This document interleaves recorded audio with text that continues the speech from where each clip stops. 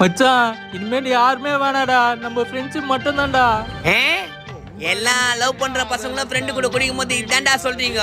ஆனா காலையில விடிஞ்ச உடனே போதை தெரிஞ்ச உடனே ஃபிகர் பின்னாடி போயினே இருக்கிறது. மச்சான் சத்தியமா எனக்கு அவ வேணாடா, நீ போதுனா மச்சான்.